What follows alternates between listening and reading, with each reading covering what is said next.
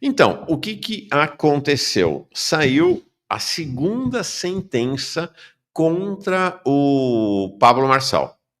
Pablo Marçal, segunda sentença de inelegibilidade dele por 8 anos. Ambas as sentenças da primeira instância lá em São Paulo. Ambas as sentenças do mesmo juiz. É o juiz Antônio Maria Patinho Zorza.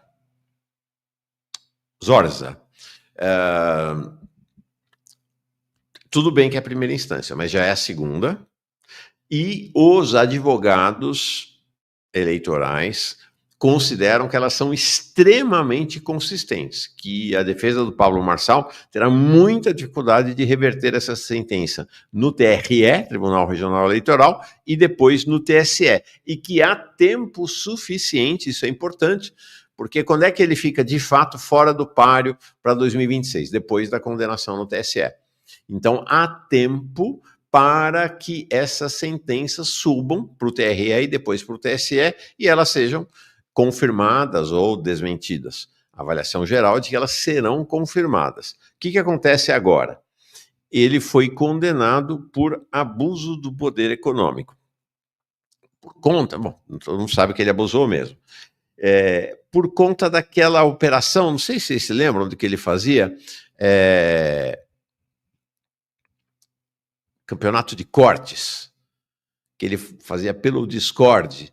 Então as pessoas recebiam uma grana para fazer cortes para ele distribuir nas redes dele na campanha eleitoral.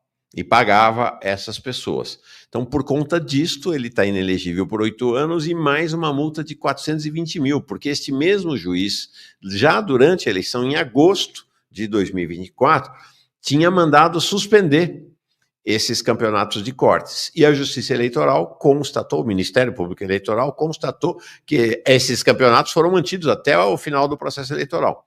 Então tinha a multa de 10 mil reais por dia, por isso chegou nos 420 mil, e além disso, a inelegibilidade por 8 anos. Tá? Na primeira condenação, ele foi condenado por vender apoio dele. Como é que isso funcionava? Ele, abertamente, tá? Não era que ele fazia escondido, ele fazia isso abertamente. Ele fazia propaganda que era a seguinte: qualquer vereador, ele só dizia assim, só não pode ser de esquerda não. Mas qualquer vereador, como é que ele falava? Que seja uma pessoa de bem, que queira que eu o apoie, de qualquer lugar do Brasil, tá? É só mandar um pix de 5 mil reais. O cara é um idiota, né? Então, ele vendeu por 5 mil reais vídeos dele para vereadores do país inteiro. Né? Não era para ele, o pagamento era para a campanha dele, mas é absolutamente ilegal. Então era por isso que ele já havia sido condenado a 8 anos. Não é que agora ele está condenado por 8 mais 8, tá? É 8 anos que ele está condenado, segunda condenação por 8 anos. Elas não vão se somando, elas vão se acumulando. Quantas mais condenações ele tiver, mais solidez vai tendo o caso contra ele. Vamos ver como a coisa rola daqui para frente. O mais provável é que, de fato, ele esteja inelegível. E aí a gente tem um cenário para a extrema-direita que é o seguinte: você tem o Bolsonaro fora, né? Está inelegível.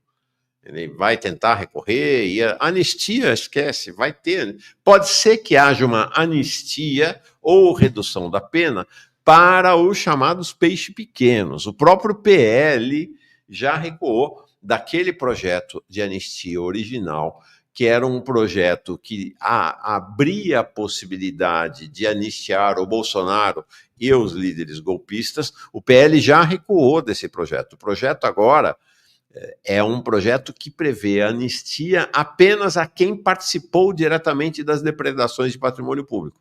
Ou seja, é um projeto de redução de anistia ou redução de pena para os peixes pequenos. Então, tá, o Bolsonaro já era carta fora do baralho, é carta foríssima do baralho agora. E o que acontece com o Tarcísio? O que acontece com o Tarcísio é o seguinte, e isso está se consolidando. O Tarcísio não confia no Bolsonaro. Alguém confia? Você confia no Bolsonaro? Não, né? Nós aqui não. Mas nem na extrema-direita, nem a liderança da extrema-direita confia no Bolsonaro. E o que acontece? Para o Tarcísio ser candidato em 2026 à presidência, ele precisa se desincompatibilizar. Ele precisaria sair do cargo de governador em abril do ano que vem. E aí ficar 6 meses no sol e na chuva. E a avaliação dele é que, de fato, não dá para confiar que o Bolsonaro não dará uma facada nele. O Bolsonaro levou a facada, mas adora dar umas facadas em ex-aliados ou aliados seus. Então, ele não tem a menor confiança em Bolsonaro de que, se ele se desincompatibiliza, portanto, se ele deixa o governo, porque uma vez desincompatibilizado, não tem essa. Você se desincompatibilizou, quer dizer que você renunciou ao cargo que ocupa. Então, não tem. Ele se desincompatibiliza, concorre à eleição e perdeu a eleição, não volta a ser governador, acabou, ficou sem mandato. Então, o temor cada vez maior, inclusive o Kassab tem alertado ele sobre isso, eles têm dialogado sobre esse assunto, de que se o Bolsonaro dá um golpe no Tarcísio, adeus presidência e adeus governo do Estado. Para concorrer à reeleição, ele não precisa se desincompatibilizar. Ele pode concorrer à reeleição ao governo do Estado no cargo, e aí, ou do jeito que estão as pesquisas de opinião, e que é o cenário em São Paulo hoje, ele teria uma reeleição bastante tranquila. E aí, ele é relativamente jovem. Deixa eu ver aqui o Tarcísio, que idade tem. O Tarcísio de Freitas, 49 anos.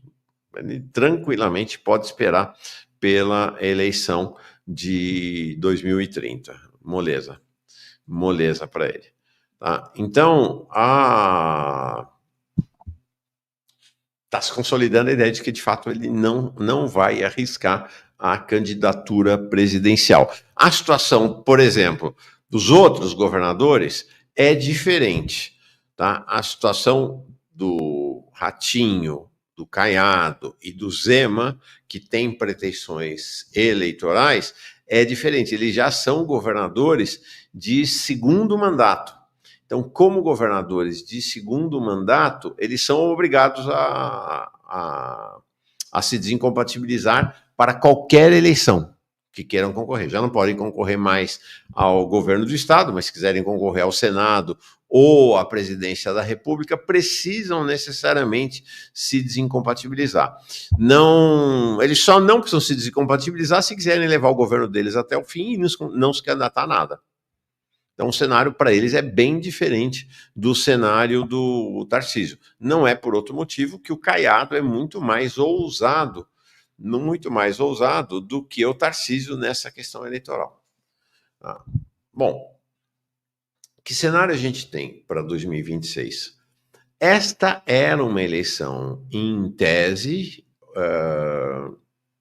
Aqui o Denilson pergunta sobre o Nicolas. O Nicolas não pode ser candidato nem a presidente da República, nem a senador. O Nicolas tem hoje, acho que 28 anos, e ele só pode ser candidato, está com 28 anos, em 30 de maio ele faz aniversário. Então vai fazer 29 agora e vai fazer 30 em maio de 2026. Então, nesse caso, ele poderá concorrer a governador de Minas Gerais, que a idade mínima é 30, mas tanto para o Senado quanto para a presidência da República, a idade mínima é 35. É o caso também do prefeito de Recife, hoje o principal líder do PSB. O menino prefeito, como dizem lá em Recife, porque ele também é bastante jovem. Ele está com 27 anos, né? Mais jovem ainda do que o Nicolas. Então, estou falando bobagem aqui. Ele está com 31 anos, eu vi aqui uma idade antiga dele. Ele está com 31 anos, tá? Então, ele não vai dar para ele concorrer ao Senado nem à presidência da República. vai ser candidato a governador, ele terá idade para ser candidato a governador. Então, esse é o cenário, tá? Bom, esta eleição de 2026 estava desenhada para ser uma eleição entre as duas maiores lideranças populares do país, indubitavelmente. Lula de um lado, Bolsonaro do outro. Era a revanche de Bolsonaro depois da derrota para Lula em 2022. Estava, vamos dizer assim, escrito nas estrelas que esta seria a eleição que marcaria, com essa disputa, a despedida de ambos do cenário político eleitoral do Brasil. Então, na sua último processo, última participação numa eleição presidencial. Isso estava desenhado, se Bolsonaro não tivesse tentado o golpe de Estado. E agora está sofrendo as consequências da tentativa do golpe de Estado e alijado do cenário de 2026. Então, naquilo que era o grande confronto final dos dois maiores líderes contemporâneos, dois maiores líderes populares contemporâneos, um líder progressista e um líder de extrema-direita, já se inviabilizou pela ausência do Bolsonaro. Ele ainda estava tentando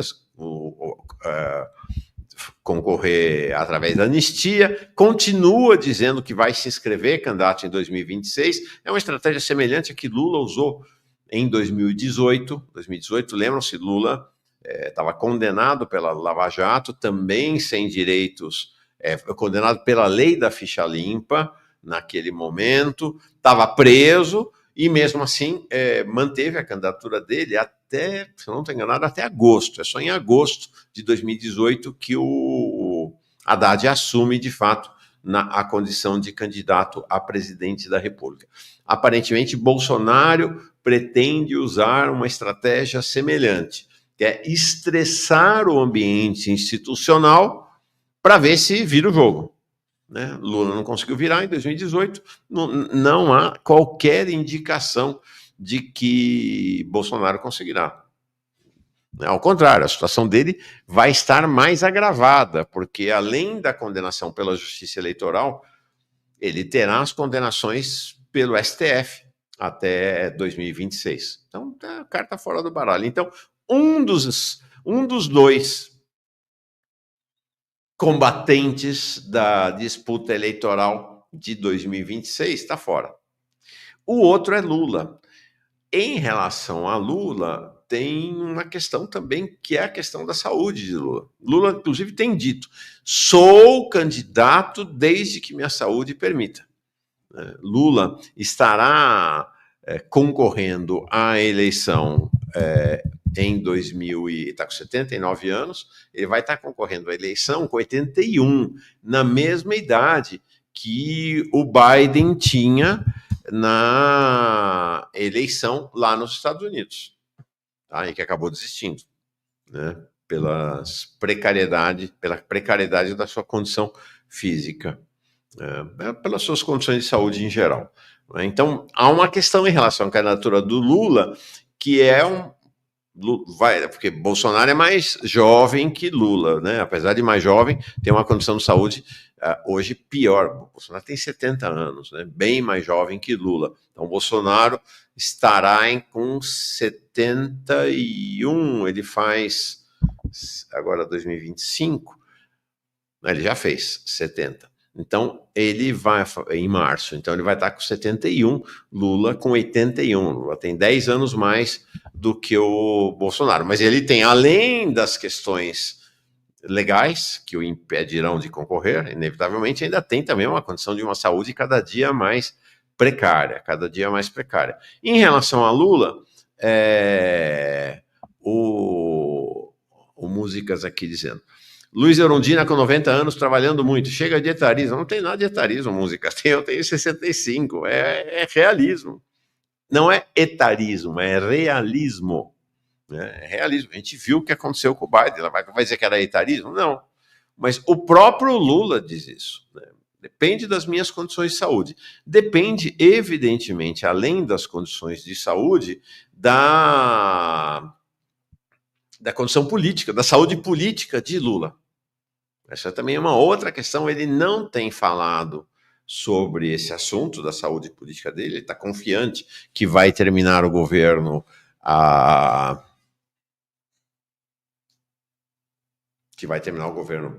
numa situação minimamente razoável de popularidade. As pesquisas, ele se anima com as pesquisas mostram Lula com uma popularidade baixa, né? Nós temos visto aí a última pesquisa do Datafolha, deu para Lula 29% de aprovação apenas. Mas o que é o que ele diz, né? Ele tem razão desse ponto de vista. Bolsonaro tinha uma popularidade tão ruim quanto essa e quase ganhou a eleição em 2022. Interessa para Lula menos a popularidade e mais as pesquisas eleitorais. E nas pesquisas eleitorais ele está em primeiro lugar. Então, se esse cenário continuar assim, popularidade baixa no exercício da presidência, mas favoritismo nas pesquisas, Lula será candidato. Em que condição ele não será candidato? Se a popularidade cair ainda mais e isso começar a afetar as pesquisas para a presidência. Então é isso. Então a gente está diante de uma condição que é os dois principais protagonistas da política brasileira,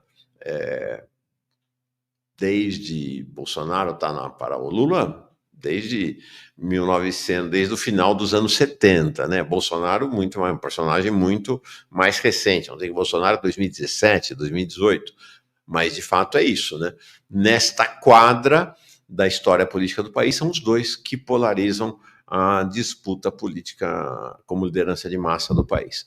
Quem chega aqui para mandar... Mauro, avisa o Tarcísio que não há o que temer da traição do Bozo. A facada é o caminho mais curto para se eleger. O problema são as internações sucessivas, diz aqui Gilberto Cruvinel. Então, e aí o que acontece é, diante desse cenário, no campo progressista, não tem nenhuma movimentação pública de candidatura.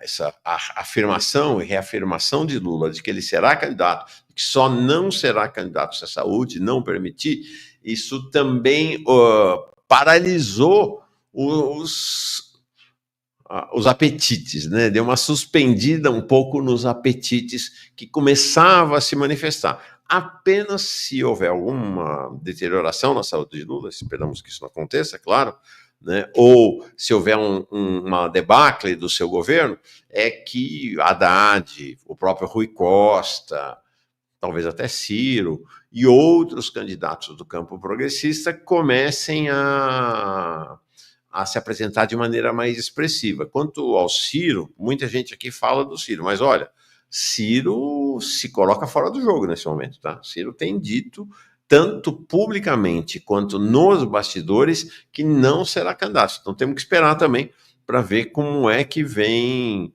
se é que Ciro vem, né? Se é que Ciro vem. Então, esse é o cenário. Aí, então, no campo progressista, não tem nenhuma mobilização. Na esquerda também não, tá? Não tem candidato de esquerda se apresentando nesse momento. Aí, na direita é que a coisa fervilha, né?